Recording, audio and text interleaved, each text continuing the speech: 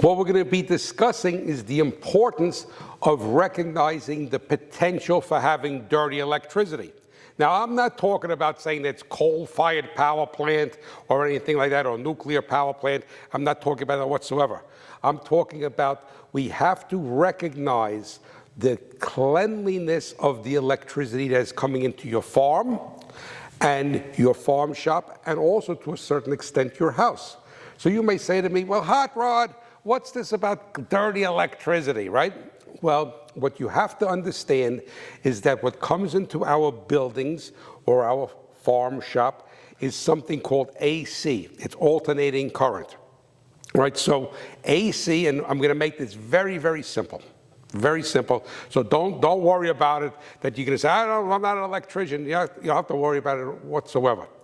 We're going to make an analogy to dirty electricity being a dirty field, right? I raise sweet corn, and we raise non-GMO sweet corn. All right, now, I'm not against GMOs, but as a businessman, as a farmer, you have to raise to your market. And we raise fresh market sweet corn. So we deal with the consumer right over the farm stand, and then we also retail. Well, it's not retail, we supply from people who go to farmers markets, because our farm is only about 65 miles from New York City. And our claim to fame in our town, it's Hackettstown, New Jersey. If you read in the beginning, I told you where I'm from, right? The farmer from New Jersey. And the thing is that they make M&M candy. So if you ever look at a bag of M&M candy, look on the back, it says Mars Wrigley's, Hackettstown, New Jersey, because they bought Wrigley's a couple years ago. And it's 2 miles from our farm. So to get back on track here, I'm not going off on a tangent, is that you have to raise a crop that your market wants to eat, wants to buy. So the thing is that, so now there's a lot of challenges when you raise non-GMO sweet corn that you can, for weed control. So there's a lot of things that you have to do, and there's a lot of challenges that you face that you would not face if you raised a crop that was some sort of herbicide tolerant. All right, so now, how am I going to bring this back to electricity? Well, electricity comes into your farm shop, comes into your house, comes if you have a grain bin dryer. If you've got a dairy barn, right, you got electricity coming into the barn. You have, if you have a chicken house, you have a hog house, all right, you have computers. And a lot of dairy barns today have robotic milkers, right? And so everything is running today off of electricity. It's an electrified world. And what has to happen is that you have to think of, just like having a beautiful, clean field, all right, no weeds, nothing, beautiful picket fence stand, nothing else going on, just boom, boom, boom, boom, beautiful, right? And hey, and for the soybean guys, you want the same thing. For the small grain guys, you want these beautiful. You don't want to see any kosher coming up in the field. You want a clean field. Well, what has to be recognized is that as we have, and I hate to use the word technology, as we have advancements in electronics and more capability in electronics, is that it becomes very susceptible to the cleanliness of the electrical signal. So now you're thinking, well, you're telling us that, right, but what does that mean, cleanliness? How does it mean, is it dirty? Well, what happens is that an AC signal is a sine wave. So it goes just like this. And in your handout, you could see a picture of a sine wave. And what happens is that an AC signal goes and it changes polarity. Now, versus DC, which is direct current. So your engine runs off a DC, right? The ignition system runs off a DC, right? So the thing is that, but on the building, it runs off of AC. Now, what happens is that the analogy, the way it's very simplistic, is that, and I'm saying this respectfully because my mother before she passed, she got Parkinson's-like symptoms, and she could not write anymore, and it was very, very heartbreaking because my wife always says that she's seen in her life, that's something that you hold, that you're very prideful about, that you have the ability to do. Oftentimes you lose that before you go to meet the Lord. And so her hands used to shake like this. And when her hands were shaking, she used to get so frustrated because she couldn't, and her penmanship was always, I was her bane because I always had terrible penmanship. But anyway, So what happened is that it gets very squiggly like this. And we've all seen it, shaky, right? So almost like a camera that somebody's taking a video picture and it's all shaky and blurry. Well, that's what happens, the potential to happen to an electric signal coming into your farm, coming into your dairy barn, coming into your farm shop. And just like people tell me that corn is a very finicky crop to raise. Well, let me tell you something. Until you raise sweet corn and non-GMO sweet corn, you don't realize what a prima donna corn could be. Well, why am I saying that? Is because when you have robotics in your farm, in your barn, you have an advanced welder or plasma cutter.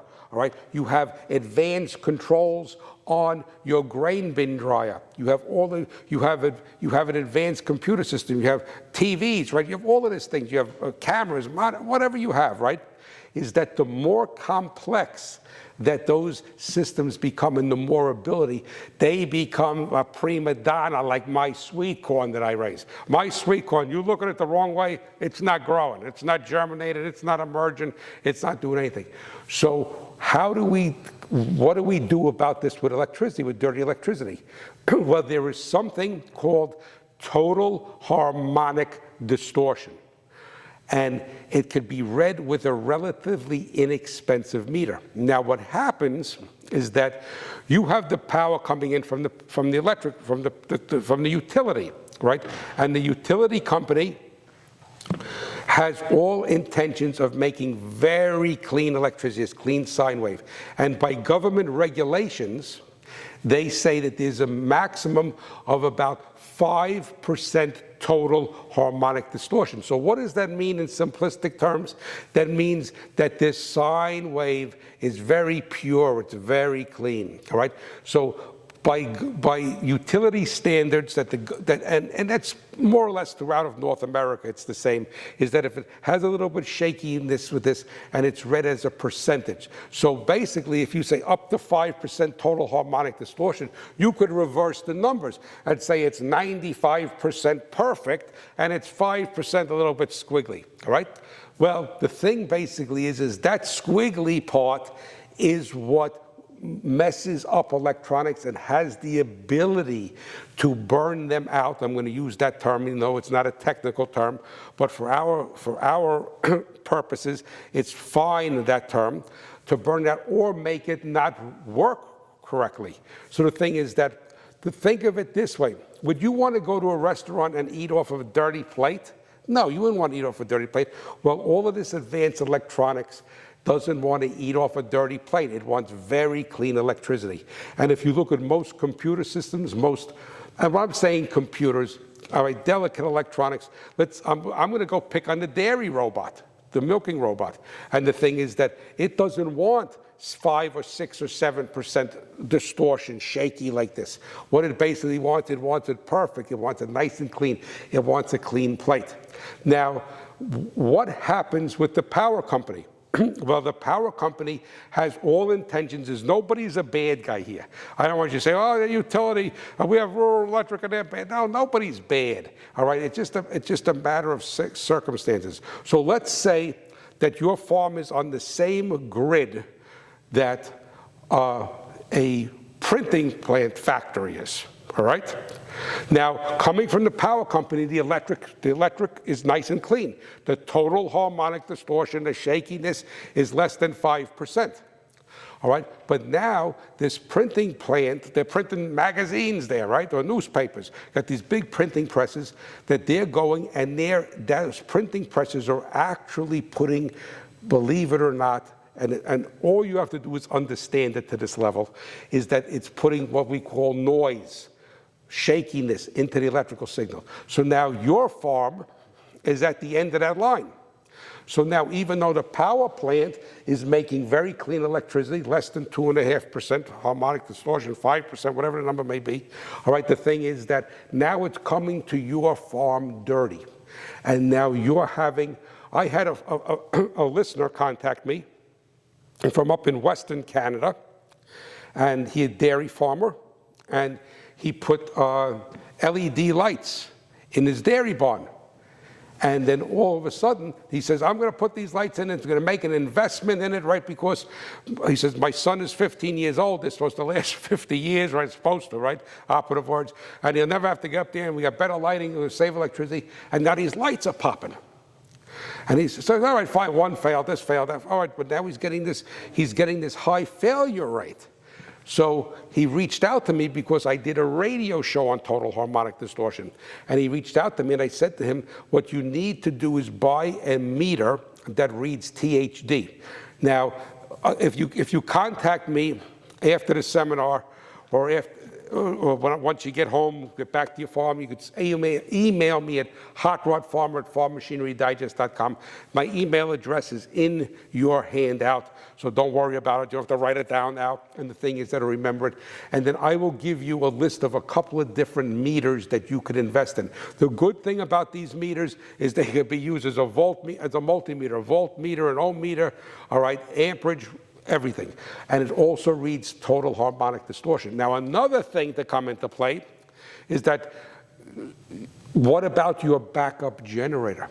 A lot of backup generators are very dirty. The electricity has a lot of distortion in it. So you need to be concerned with this. And how do you check it? Very, very simple. You don't need an engineering degree. You don't need anything, all right? So it's easier than taking a soil test. All right, so very, very simple. But what you have to do is you have to invest in this meter. And like I said, this meter could be a multitude of other uses. And all you basically do is take the 2 leads of the meter, put it on the scale for total harmonic distortion, which is abbreviated THD. It's an acronym. Everything is an acronym today, right? And you put it into the electrical feed. So you go into your farm shop, you go into your house, you go wherever, and you put it in to your electrical feed, and you get a THD reading. If the THD reading is over 5%, then you need to address that, specifically if you have advanced electronics, dairy robots, what have you. So just what we're going to do is we're going to stop right now. We're going to take a short break, and when we come back, I'm going to go into more detail of how easy it is to read total harmonic distortion.